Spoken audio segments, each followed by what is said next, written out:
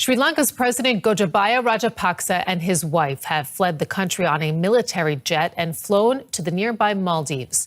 It is believed that he left the country before his resignation to avoid losing his immunity and possibly being arrested.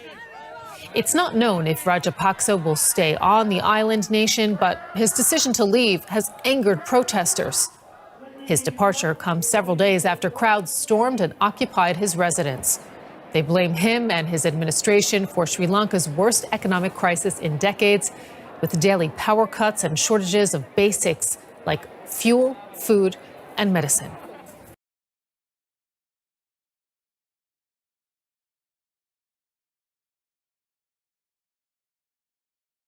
Seven weeks after the Texas school massacre, security video from the hallways of Robb Elementary has been leaked. Parents of the children killed had demanded to see the CCTV, which shows police running away from the gunman. May 24, 11:28 a.m, Salvador Ramos crashes his truck outside Robb Elementary, firing 3 shots at 2 men who approached the vehicle. After searching for an entry, CCTV shows the 18-year-old gunman entering the school at 11:33. AR in hand, he strolls down the hallway. A student peers around the corner as Ramos fires off more than 100 rounds. The sounds of the children's screams have been removed. The first police arrive within 3 minutes and rush towards the classrooms, only to retreat a minute later, running away to take cover. As the minutes tick by, more heavily armed officers arrive. For more than an hour, they gather with guns, ballistic shields and gas masks, one taking a moment to sanitise his hands, as the lives of 19 students and 2 teachers slip away.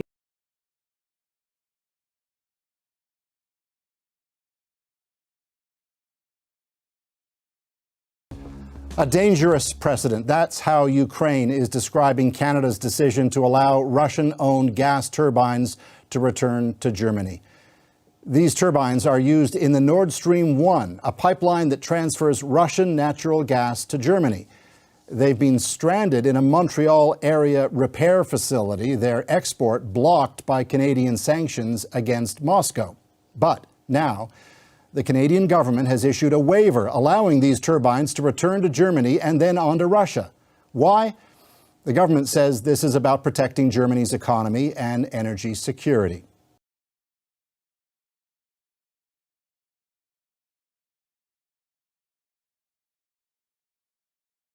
Минобороны России отслеживает и фиксирует пофамильно всех прибывших на Украину для участия в боевых действиях иностранных наемников.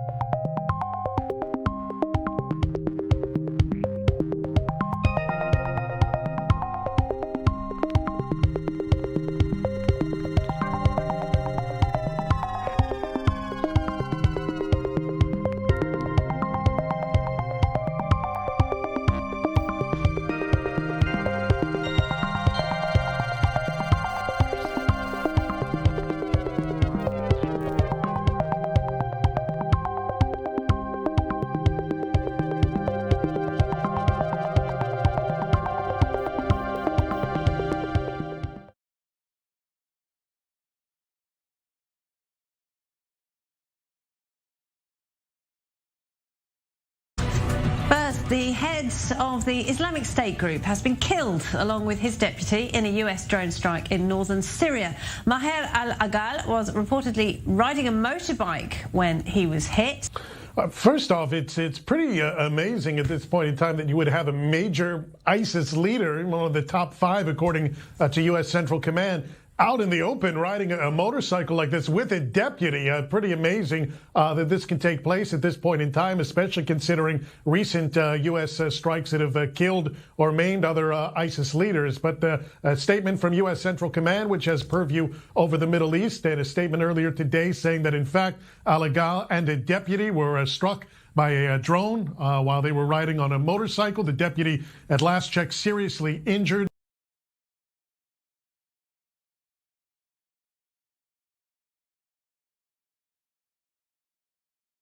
A BBC investigation has uncovered evidence that the British Special Air Service, or SAS, executed detainees and murdered unarmed people in Afghanistan. Panorama has discovered that one unit killed 54 people in suspicious circumstances and that senior officers failed to report the alleged murders and didn't disclose evidence to the military police.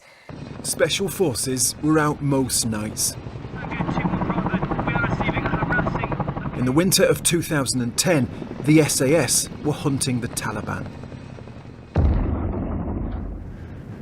But we have found some UK units were out of control.